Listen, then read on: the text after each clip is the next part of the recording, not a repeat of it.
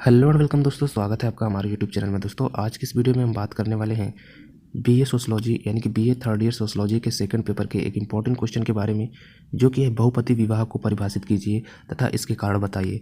दोस्तों बहुपति विवाह में जो है एक पत्नी जो है यानी कि एक स्त्री जो है कई पुरुषों के साथ शादी करती है, जिसे जो है बहुपति विवाह कहा जाता है। तो चलिए देख लेते हैं कि बहुपति विवाह का क्वेश्चन अगर एग्जाम में आता है तो हम इसका आंसर किस प्रकार से लिखेंगे।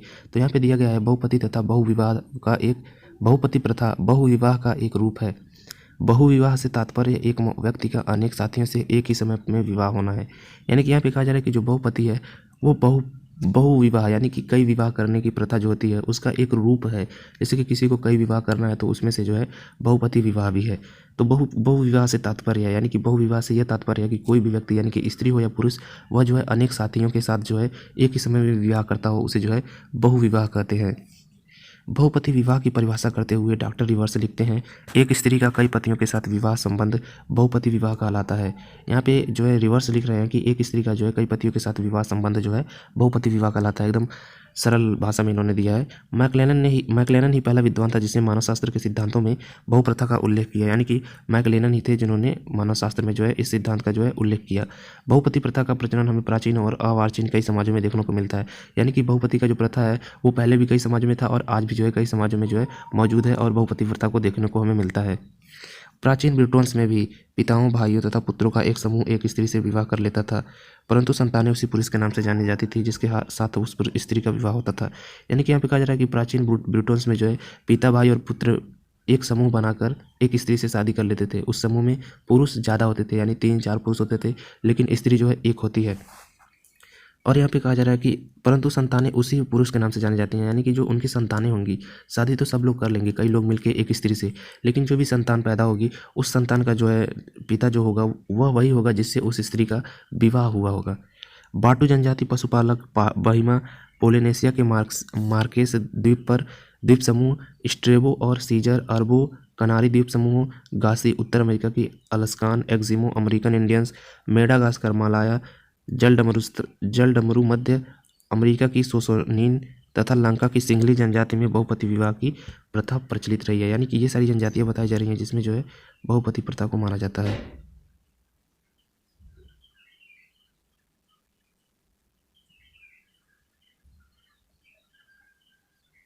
भारत में तिब्बत, देहरादून, जौनसार, बाबर परगना तथा शिमला की पहाड़ियों, टिहरी गढ़वाल में रहने वाले खस राजपूतों, नीलगिरी की पहाड़ियों में बसने वाले टोंडा एवं कोटा लोगों, लद्दाखी बोटा तथा मद्रास के तियान एवं इरावा तथा मालाबार के नायर आदि लोग में भी बहुपति प्रथा प्रचलित है। यानी कि ये सारी जो जनजातियां हैं उन सब में जो है बहुपति प्रथा का जो है प्रचलन है।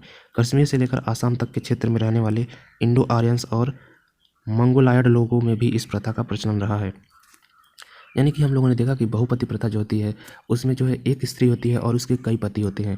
और यहाँ पे हम लोगों ने बहुत सारी जनजातियाँ हैं जो कि विदेशी जनजातियाँ भी हैं और हमारे भारत देश की भी जनजातियाँ हैं, जिसको हम लोगों ने देखा कि अलास्कान एग्जिमो अमेरिकन इंडियंस, मेडागास्कर मलाया जलमरुस्थल्स, जोनसार बाबर परगना भारत में, तिब्बत में, देहरादून में, नीलगिरी की पहाड़ियों में बसने वाले टोडा कोटा, लद्दाखी बोटा, ये सारे जो है अभी भी बहुत सारे हैं। इन सारों जो मालाबार के नायर भी हैं, इन सभी लोग में जो है बहुपति विवाह का प्रचलन है। यानी कि एक स्त्री जो है कई पुरुषों के साथ विवाह करती है।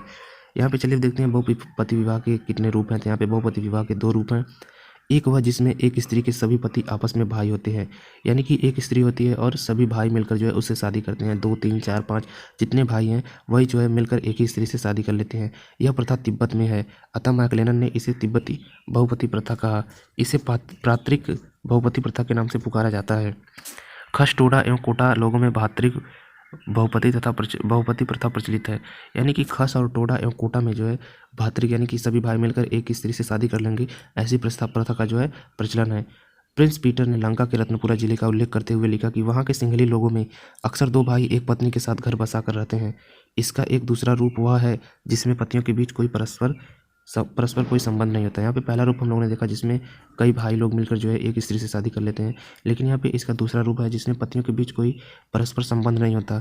मैकलेलन ने इसे नायर बहुपतित्व कहा, क्योंकि इसका उदाहरण मालाबार के नायर लोग हैं। इसे अभात्रिक बहुपति प्रथा कहते हैं। बहुपति प्रथा को हम मातृपक्ष एवं पितृपक्ष दोनों से जोड़ सकते हैं। टोडा, खस एवं कोटा आदि में पितृपक्षीय बहुपति प्रथा प्रचलन है, जिसमें स्त्री विवाह के बाद या तो पतियों के सामूहिक निवास पर जाकर रहती है या बारी बारी से सभी पतियों के पास कुछ समय के लिए रहती है। यहाँ पे कहा जा रहा है कि जो भी बहुपति प्रथा है उसमें मातृपक्ष एवं पितृपक्ष दोनों को जोड़ सकते हैं। और टोडा, खस एवं कोटा में जो है टोडा जनजाति जो है और खस जनजाति और कोटा जनजाति जो है उनमें जो है पितृपक्षीय बहुपति प्रथा प्रचलित है। और पितृपक्षीय जो बहुपति प्रथा है उसमें क्या होता है कि स्त्री जो है या तो पतियों के सामूहिक स्थान पर जाकर रहती है या बारी बारी से सभी पतियों के पास कुछ समय के लिए रहती है। जिस समय वह एक पति के पास रहती है उस समय दूसरे पतियों का उस पर कोई अधिकार नहीं होता है। यानी कि किसी समय पर वो एक अपने पति के पास है तो उस समय उसके बाकी पति जो हैं उनका उस पर कोई अधिकार नहीं होगा, केवल एक ही पति का उस पर अधिकार होगा। मातृपक्षीय बहुपति विवाह परिवार में स्त्री अपनी माँ के परिवार में या मूल निवास पर रहती है। यानी कि यहाँ पे कहा जाए कि जो पितृपक्ष में हम लोगों ने देखा कि स्त्री जो है पुरुषों के घर जाकर रहती है या फिर बारी बारी से जो है सभी के घर जाती है। यहाँ पे मातृपक्षी में देख लेते हैं। मातृपक्षीय बहुपति विवाह परिवार में जो है स्त्री अपनी माँ के परिवार में या मूल निवास पर रहती है। यानी कि स्त्री जो होती है वो अपनी माँ के परिवार पर ही रहेगी, यानी कि जहाँ पे वो पैदा हुई थी वहीं पर रहेगी, मूल निवास पर ही रहेगी। और पति की बारी बारी से यहाँ से निवास के लिए आते रहेंगे, यानी कि और पति जो है वही जो है बारी बारी से इसके निवास पर आते रहेंगे। यह प्रथा मातृवंशीय नायर लोगों में पाई जाती है। तो यहाँ पे जो हम लोगों ने देखा कि दो प्रकार की जो है प्रथा होती है। तो उसमें जो है जो बहुपति प्रथा है उसमें भी दो वंशीय प्रथा है, जिसमें कि मातृपक्षीय है और पितृपक्षीय है। पितृपक्षीय में हम लोग देखते हैं कि स्त्री जो है बारी बारी से पुरुषों के घर जाती है या एक ही बार सभी पुरुषों के घर पर रहती है। यानी कि एक ही बार जो है अगर पुरुष जो है एक ही परिवार के हैं तो उस भी परिवार में जाकर रहेगी, और जब तक वह एक पुरुष के पास रहेगी तब तक दूसरे का अधिकार उस पर नहीं होगा। और मातृपक्षीय परिवार में जो है स्त्री जो है अपने घर पर ही रहती है जहाँ पे उसका जन्म हुआ है, लेकिन जो पुरुष होते हैं वो उसके घर पर बारी बारी से जाते हैं उसके साथ रहने के लिए। बहुपति प्रथा के प्रचलन के अनेक कारण हैं। यहाँ पे जो है कारण बताया जा रहा है कि बहुपति प्रथा आखिर में क्यों हो रहा है और क्यों हुआ। तो यहाँ पे कहा जा रहा है कि वेस्टरमार्क का मत है कि बहुपति विवाह का मुख्य कारण लिंग अनुपात का असंतुलन होना, अर्थात समाज में स्त्रियों की तुलना में पुरुषों की अधिकता होना। यानी कि जहाँ पे स्त्रियाँ कम हैं और पुरुष अधिक हैं वहाँ पे जो है बहुपति विवाह होता है। ऐसा इसलिए होता है कि कई समाजों में जीवन बड़ा संघर्षमय है। इस असंघर्ष में स्त्रियां भार स्वरूप समझी जाती हैं, अतः उन्हें पैदा होते ही मार दिया जाता है। इससे स्त्रियों की कमी और पुरुषों की अधिकता हो जाती है।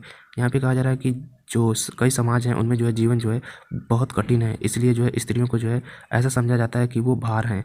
तो उस भार को ख़त्म करने के लिए लोग उसे पैदा होते ही मार देते हैं। इससे स्त्रियों में कमी और पुरुषों की अधिकता हो जाती है, क्योंकि पुरुष जब पैदा होते हैं तो उनको नहीं मारा जाता है और स्त्रियां जब पैदा होती हैं तो उन्हें मार दिया जाता है।